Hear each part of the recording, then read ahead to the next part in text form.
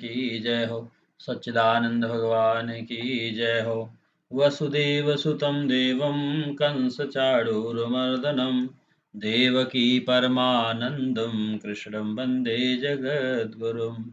सच्चिदानंद रूपाय विश्वोत्पत्त्यादिहेतवे तापत्रय विनाशाय श्रीकृष्णाय वयं नुमः।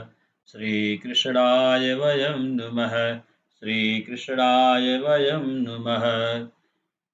परम मंगलमय परात्पर पारब्रह्म परमेश्वर अखिलेश्वर पीताम्बरधारी अकारण करुणा करने वाले भक्तवांछा कल्पतरु नंद नंदन भगवान श्री कृष्ण के चरणों में कोट सा साष्टांग प्रणाम करते हुए मित्रों, आज श्रीमद् भगवत गीता के प्रथम अध्याय का निवेदन मैं आपसे करता हूँ और अपनी वाणी रूपी पुष्प भगवान श्री कृष्ण के चरणों में अर्पित करता हूँ। मित्रों, बोले सच्चिदानंद भगवान की जय हो। हरे राम राम राम हरे हरे, हरे कृष्ण कृष्ण कृष्ण हरे हरे, हरे राम राम राम हरे हरे, हरे कृष्ण कृष्ण कृष्ण हरे हरे। बोले सच्चिदानंद भगवान की जय हो।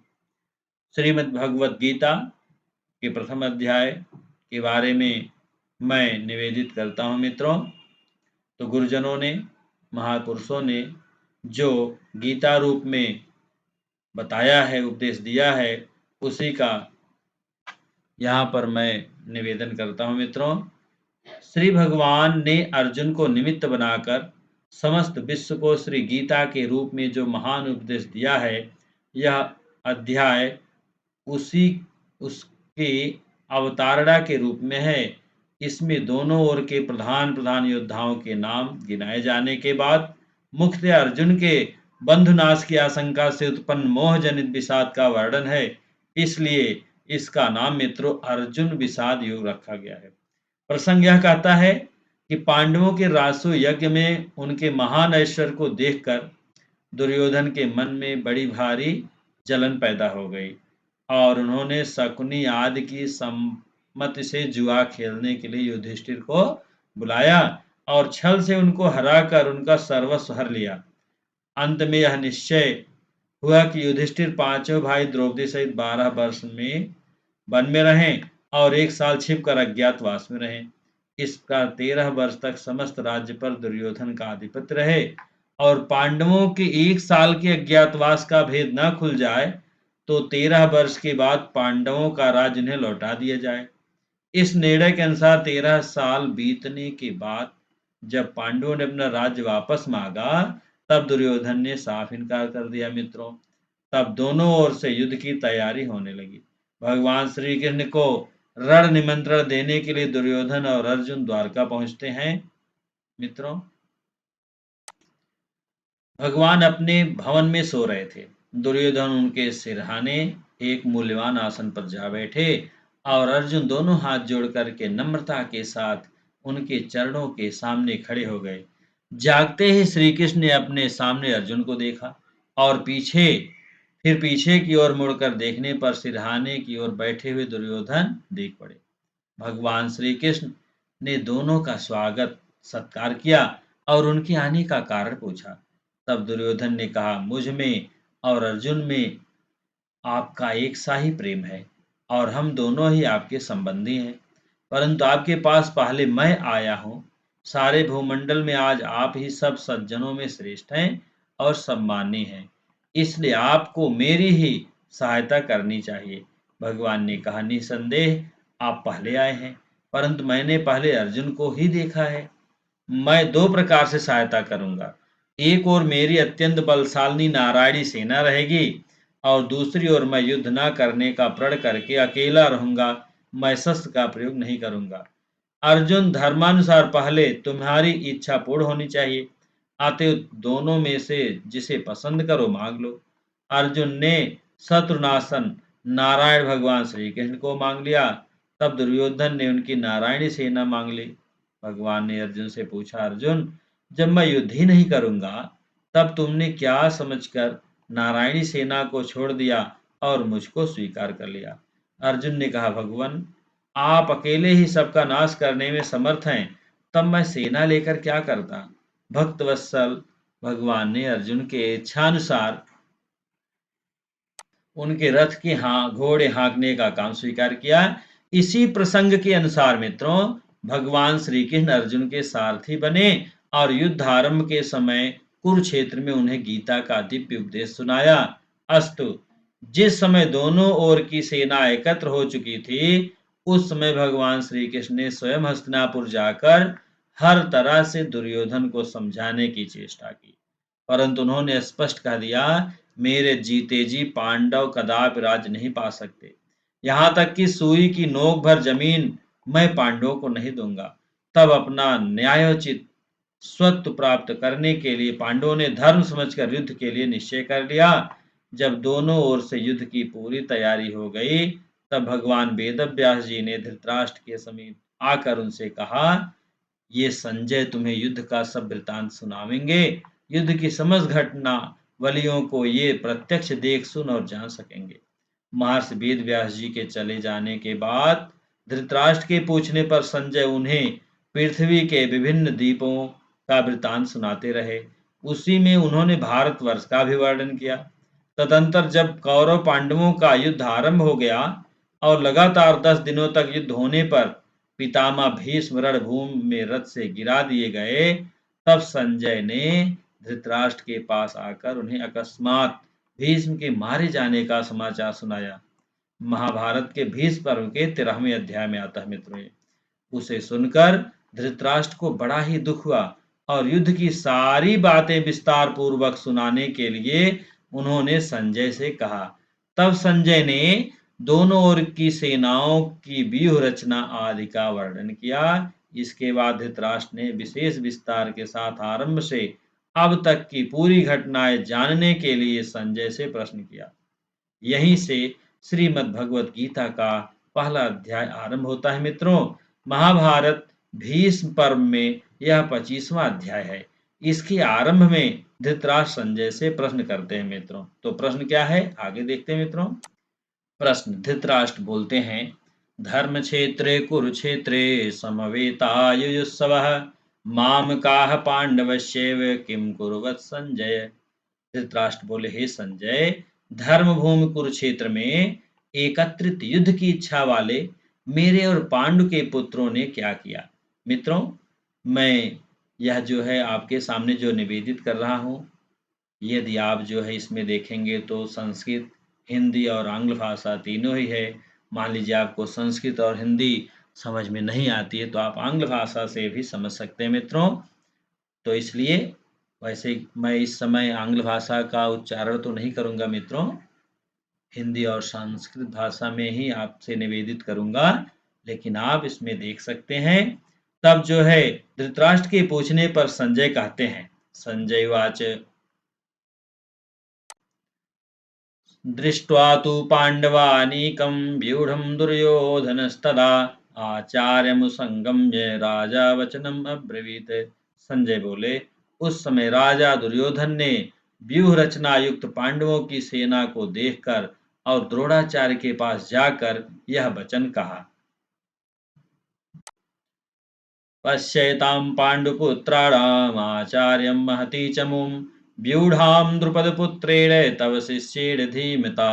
हे आचार्य, हे गुरुजी, आपके बुद्धिमान शिष्य द्रुपद पुत्र धृष्टद्युम्न द्वारा व्यूहाकार खड़ी की हुई पांडुपुत्रों की इस बड़ी भारी सेना को देखिए। अत्र शूरा महेश्वासा भीमार्जुन समायुधि युधानो विराटस्य द्रुपदस्य महारथः दृष्टकेतुश्चेकितानः काशीराजस्य वीर्यवान् पुरजित् कुन्ती भोजस्य शैब्यस्य नरपुङ्गवः युधामन्युस्य विक्रान्त उत्तमौजास्य वीर्यवान् सौभद्रो द्रौपदेयास्य सर्व एव महारथाः। इस सेना में बड़े बड़े धनुषों वाले तथा युद्ध में भीम और अर्जुन के समान सूरवीर सात्यकी और विराट तथा महारथी राजा द्रुपद, धृष्टकेतु और चेकितान तथा बलवान काशीराज, पुरजित कुंती भोज और मनुष्यों में श्रेष्ठ सैब्य पराक्रमी युधामन्यु तथा बलवान उत्तमौजा, सुभद्रा पुत्र अभिमन्यु एवं द्रौपदी के पांचों पुत्र ये सभी महारथी हैं। अस्माकं तु विशिष्टा ये तान्निबोधद्विजुत्तम नायकां सैन्यस्य संज्ञार्थं तान् अब्रवीमि ते। हे ब्राह्मण श्रेष्ठ, अपने पक्ष में भी जो प्रधान हैं उनको आप समझ लीजिए। आपकी जानकारी के लिए मेरी सेना के जो जो सेनापति हैं उनको बतलाता हूँ। भवान् भीष्मस्य कर्णस्य कृपस्य शमितञ्जयः अश्वत्थामा विकर्णस्य सौमदत्तिस्तथैव च।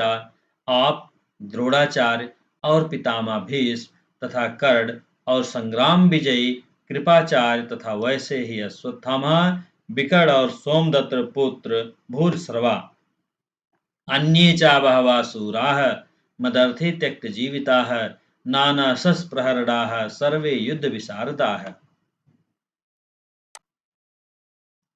और भी मेरे लिए जीवन की आशा त्याग देने वाले बहुत से सूरवीर अनेक प्रकार के शस्त्र अस्त्रों से सुसज्जित और सब के सब युद्ध में चतुर हैं। अपर्याप्तं तदस्माकं बलं भीष्माभिरक्षितं पर्याप्तं तुदमेतेषां बलं भीमाभिरक्षितं। भीष्म पितामह द्वारा रक्षित हमारी वह सेना सब प्रकार से अजय है और भीम द्वारा रक्षित इन लोगों की यह सेना जीतने में सुगम है। अयनेषु च सर्वेषु यथा भागं वस्थिताः भीष्ममेवाभिरक्षन्तु भवन्तः सर्व एव हि। इसलिए सब मोर्चों पर अपनी अपनी जगह स्थित रहते हुए आप लोग सभी निसंदेह भीष्म पितामह की ही सब ओर से रक्षा करें। तस्य संजनयन् हर्षं कुरुवृद्ध पितामह सिंहनादं विनद्य शंखं दधमो प्रतापवान। करों में वृद्ध बड़े प्रतापी पितामह भीष्म ने उस दुर्योधन के हृदय में हर्ष उत्पन्न करते हुए उच्च स्वर से सिंह की दहाड़ के समान गरज कर शंख बजाया। तथा शंकस्य भैर्यस्य पड़वान गोमुखाः सहसैवाभ्यहन्यन्त सा शब्द तुमलो अभवत। इसके पश्चात शंख और नगाड़े तथा ढोल मृदंग और नरसिंहे आदि बाजे एक साथ ही बज उठे। उनका वह शब्द बड़ा भयंकर हुआ। मित्रों, धृतराष्ट्र ने पूछा था कि युद्ध के लिए एकत्र होने के बाद मेरे और पांडु के पुत्रों ने क्या किया। इसके उत्तर में संजय ने अब तक धृतराष्ट्र के पक्ष वालों की बात सुनाई। अब पांडवों ने क्या किया उसे 5 श्लोकों में बतलाते हैं। तथा श्वेत हरयुक्त महति चंदन स्थितौ माधवा पांडवस्यैव दिव्यौ शंखौ प्रदद्मतुः। इसके अनंतर सफेद घोड़ों से युक्त उत्तम रथ में बैठे हुए श्री कृष्ण महाराज और अर्जुन ने भी अलौकिक शंख बजाए। पांचजन्यम ऋषिकेशो देवदत्तम धनंजय पौंड्रम दधमो महाशंखम भीम कर्मावृकोदरः। श्री कृष्ण महाराज ने पांचजन्य नामक शंख बजाया। मित्रों, कभी कभी ये जो है परीक्षाओं में पूछा जाता है कि श्री कृष्ण ने कौन सा शंख बजाया था, अर्जुन ने कौन सा शंख बजाया था। तो यहाँ पर देखिए, बहुत ध्यान से देखेंगे तो यह जो है बहुत ही लाभकारी है मित्रों, और गीता पढ़ने के लिए हमें प्रतिदिन प्रेरित भी करती है। श्री कृष्ण महाराज ने पांचजन नामक, अर्जुन ने देवदत्त नामक और भयानक कर्म वाले भीमसेन ने पौंड नामक महाशंख बजाया। मित्रों, अनंत विजयम राजा कुंती पुत्रो युधिष्ठिरः नकुलः सह देवस्य सुघोषमणिपुष्पकौ। कुंती पुत्र राजा युधिष्ठिर ने अनंत नामक शंख बजाया। विजय नामक और नकुल तथा सहदेव ने सुघोष और मणिपुष्पक नामक शंख बजाया। अनंत विजय नामक शंख जो है राजा युधिष्ठिर ने बजाया और नकुल तथा सहदेव ने सुघोष और मणिपुष्पक नामक शंख बजाए। मित्रों, काश्यस्य परमेश्वरः शिखंडी च महारथः दृष्टद्युम्नो विराटस्य सात्यकिश्चापराजितः द्रुपदो द्रौपदेयाश्च सर्वशः पृथ्वीपते सौभद्रस्य महाबाहु शंखान दद्मुः पृथक पृथुक। श्रेष्ठ धनुष वाले काशराज और महारथी शिखंडी एवं धृष्टद्युम्न तथा राजा विराट और अजेय सात्यकी राजा द्रुपद एवं द्रौपदी के पांचों पुत्र और बड़ी भुजा वाले सुभद्रा पुत्र अभिमन्यु, इन सभी ने हे राजन सब ओर से अलग अलग शंख बजाए। साघोषो धार्तराष्ट्राणां हृदयानि व्यदारयत् नभस्य पृथिवीं चैव तुमुलोऽभ्यनुनादयन्। और उस भयानक शब्द ने आकाश और पृथ्वी को भी गुंजाते हुए धातराष्ट्रों के यानी आग के पक्ष वालों के हृदय विदीर्ण कर दिए। अथ व्यवस्थितान् दृष्ट्वा धातराष्ट्रान् कपिध्वजः प्रावृते शस्त्रसम्पाते धनुरुद्यमपाण्डवः। ऋषिकेशं तदा वाक्यमिदमाह महीपते। अर्जुन उवाच सेनयोरुभयोः मध्ये रथं स्थापयिमेच्युत। हे राजन, इसके बाद कपिध्वज अर्जुन ने मोर्चा बांधकर डटे हुए धृतराष्ट्र संबंधियों को देखकर उस शस्त्र चलने की तैयारी के समय धनुष उठाकर ऋषिकेश श्री कृष्ण महाराज से यह वचन कहा, हे अच्युत, मेरे रथ को दोनों सेनाओं के बीच में खड़ा कीजिए। यावदेतान् निरीक्षेऽहं योद्धुकामानवस्थितान् कैमर्यासायोधव्यास्मिन् रणसमुद्यमे। और जब तक कि मैं युद्ध क्षेत्र में डटे हुए युद्ध के अभिलाषी इन विपक्षी योद्धाओं को भली प्रकार देख लूं कि इस युद्ध रूप व्यापार में मुझे किन किन के साथ युद्ध करना योग्य है, तब तक उसे खड़ा रखिए। यो तस्यामानान्वीक्षेऽहं या एते यत्र समागताः धातराष्ट्रस्य दुर्बुद्धेर्युद्धे प्रीचिकीर्षवः। दुर्बुद्धि दुर्योधन का युद्ध में हित चाहने वाले जो ये राजा लोग इस सेना में आए हैं, इन युद्ध करने वालों को मैं देखूंगा। यो तस्यामानवेक्षेऽहं या एते यत्र समागताः धातराष्ट्रस्य दुर्बुद्धे युद्धे प्रीचिकीर्षवः।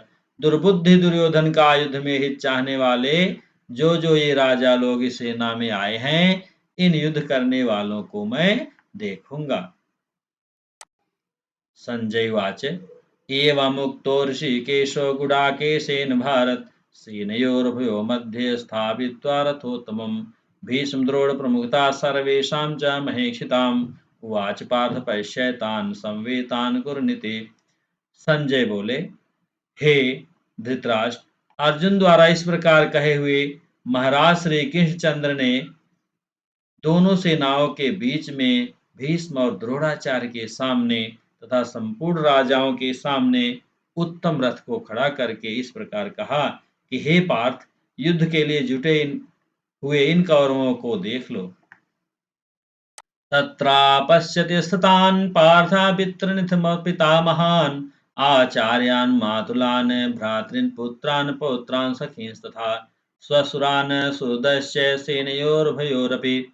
इसके बाद पृथापुत्र अर्जुन ने उन दोनों ही सेनाओं में स्थित ताऊ, चाचों को, दादों, परदादों को, गुरुओं को, मामाओं को, भाइयों को, पुत्रों को, पौत्रों को तथा मित्रों को, ससुरों को और सुहृदों को भी देखा।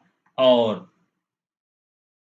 समीक्षसा कौन्तेय सर्वान् बन्धूनुपस्थितान् कृपया पर्याविष्टो विषीदन्निमब्रवीत्। उन उपस्थित संपूर्ण बंधुओं को देखकर वह कुंती पुत्र अर्जुन अत्यंत करुणा से युक्त होकर शोक करते हुए यह वचन बोले। अर्जुन उवाच दृष्ट्वेवं स्वजनं कृष्ण युयुत्सुं समुपस्थितं सीदन्ति मम गात्राणि मुखं च परिशुष्यते वेपथुश्च शरीरे मे रोमहर्षस्य जायते। अर्जुन बोले, हे भगवान, हे श्री कृष्ण, युद्ध क्षेत्र में डटे हुए युद्ध की अभिलाषी इस स्वजन समुदाय को देखकर मेरे अंग शिथिल हुए जा रहे हैं और मुख सूखा जा रहा है तथा मेरे शरीर में कंप एवं रोमांच हो रहा है। गांडीवं संस्रस्ते हस्तात् त्वक्ते परिद्रहते ना च शक्नोम्यवस्थातुं भ्रमति चा मे मनः। हाथ से गांडीव धनुष गिर रहा है और त्वचा भी बहुत जल रही है तथा मेरा मन भ्रमित सा हो रहा है, इसलिए मैं खड़ा रहने को भी समर्थ नहीं हूँ। निमित्तानि च पश्यामि विपरीतानि केशव, ना चाश्रेयोऽनुपश्यामि हत्वा सुजन्माहवे। हे केशव, मैं लक्षणों को भी विपरीत ही देख रहा हूँ तथा युद्ध में स्वजन समुदाय को मारकर कल्याण भी नहीं देखता। नाकाङ्क्षे विजयं कृष्ण ना च राज्यं सुखानि च किं नो राज्येन गोविन्द किं भोगैर्जीवितेन वा। हे कृष्ण, मैं ना तो विजय चाहता हूँ और ना राज्य तथा सुखों को ही। हे गोविंद, हमें ऐसे राज्य से क्या प्रयोजन है अथवा ऐसे भोगों से और जीवन से भी क्या लाभ है। येषामर्थे काङ्क्षितं नो राज्यं भोगा सुखानि च ता इमे अवस्थिता युद्धे प्राणास्त्यक्त्वा धनानि च। आचार्याः पितरः पुत्रस्तथैव चापितामहः मातुलः श्वशुरा पौत्राः श्याला संबंधिनस्तथा। हमें जिनके लिए राज्य भोग और सुखादि अभीष्ट हैं, वे ही ये सब धन और जीवन की आशा को त्याग कर युद्ध में खड़े हैं। गुरुजन, ताऊ, चाचे, लड़के और उसी प्रकार दादे, मामे, ससुर, पौत्र, साले तथा और भी संबंधी लोग हैं। एतान्न हन्तुमिच्छामि घनतोऽपि मधुसूदन अभित्रैलोक्यस्य राज्यस्य हेतो किं नु महे कृते। हे मधुसूदन, मुझे मारने पर भी अथवा तीनों लोकों के राज्य के लिए भी मैं इन सबको मारना नहीं चाहता, फिर पृथ्वी के लिए तो कहना ही क्या है। निहत्य धार्तराष्ट्रान्नः का प्रीति स्यात् जनार्दन पापमेवाश्रयेदस्मान् हत्वैतानाततायिनः। हे जनार्दन, धृतराष्ट्र के पुत्रों को मारकर हमें क्या प्रसन्नता होगी। इन आतताइयों को मारकर तो हमें पाप ही लगेगा। तस्मान्नाहार्य वयं हन्तुं धार्तराष्ट्रान् स्वबान्धवान् स्वजनं हि कथं हत्वा सुखिनः स्याम माधव। अतः हे माधव, अपने ही बांधव धृतराष्ट्र के पुत्रों को मारने के लिए हम योग्य नहीं हैं, क्योंकि अपने ही कुटुंब को मारकर हम कैसे सुखी होंगे। यद्यपीतेन पश्यन्ति लोभोपहत चेतसः कुलक्षयकृतं दोषं मित्रद्रोहे च पादकम्। कथं न ज्ञेयस्माभिः पापादस्मान्निवर्तितुं कुलक्षयकृतं दोषं प्रपश्य द्विर्जनार्दन जनार्दन। यद्यपि लोभ से भ्रष्ट चित्त हुए ये लोग कुल के नाश से उत्पन्न दोष को और मित्रों से विरोध करने में पाप को नहीं देखते, तो भी हे जनार्दन, कुल के नाश से उत्पन्न दोष को जानने वाले हम लोगों को इस पाप से हटने के लिए क्यों नहीं विचार करना चाहिए। कुलक्षये प्रणश्यन्ते कुलधर्मा सनातनाः धर्मे नष्टे कुलं कृतस्न धर्मो अभिभवात् युत। कुल के नाश से सनातन कुल धर्म नष्ट हो जाते हैं। धर्म के नाश हो जाने पर संपूर्ण कुल में पाप भी बहुत फैल जाता है। अधर्माभिभवाद कृष्ण प्रदुष्यन्ते कुलस्त्रियः स्त्रीषु दुष्टासु वार्ष्णेय जायते वर्णशंकरः।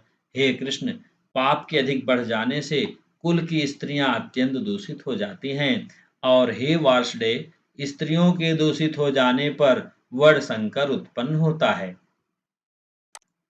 शङ्करो नरकायैव कुलघ्नानां कुलस्य पतन्ति पितरोः शां लुप्तपिण्डोदक्रियाः।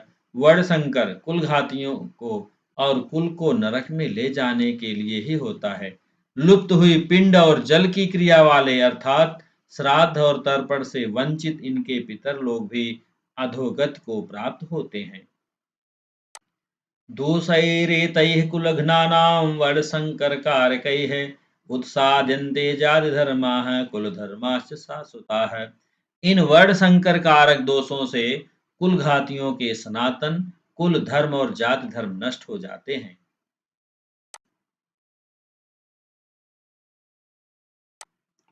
यदि मां प्रतीकारं शस्त्रं शस्त्रपाणयः धातराष्ट्रारणे हन्युस्तन्मे क्षेमतरं भवेत्। यदि मुझ शस्त्र रहित एवं सामना न करने वाले को शस्त्र हाथ में लिए हुए धृतराष्ट्र के पुत्र रण में मार डालें तो वह मरना भी मेरे लिए अधिक कल्याणकारक होगा। संजय उवाच एवमुक्त्वार्जुनः सङ्ख्ये रथोपस्य उपाविशत् विसृज्य शास्त्रं चापं शोकसंविघ्नमानसः। संजय बोले, रणभूमि में शोक से उद्विग्न मन वाला अर्जुन इस प्रकार कहकर बाण सहित धनुष को त्याग कर रथ के पिछले भाग में बैठ गया। इस तरह से मित्रों, यह गीता का प्रथम अध्याय आपके सामने निवेदित किया और भगवान श्री कृष्ण के चरणों में प्रथम अध्याय के वाणी रूपी पुष्प को मैं अर्पित करता हूँ। बोले सच्चिदानंद भगवान की जय हो। हरे राम राम राम हरे हरे, हरे कृष्ण कृष्ण कृष्ण हरे हरे, हरे राम राम राम हरे हरे, हरे कृष्ण कृष्ण कृष्ण हरे हरे, हरे राम राम राम हरे हरे, हरे कृष्ण कृष्ण कृष्ण हरे हरे। बोले सच्चिदानंद भगवान की जय हो। मित्रों, अपना केवल छोटा सा एक प्रयास है कि जिससे लोगों में गीता पढ़ने की रुचि जागृत हो, सनातन धर्म का प्रचार प्रसार हो और यह दास पर बड़ी कृपा होगी। मित्रों, आप हमारे नित्य नूतन वीडियो का लाभ पाने के लिए चैनल को सब्सक्राइब करें, लाइक करें, वीडियो को ज़्यादा से ज़्यादा शेयर करें। बोले सच्चिदानंद भगवान की जय हो।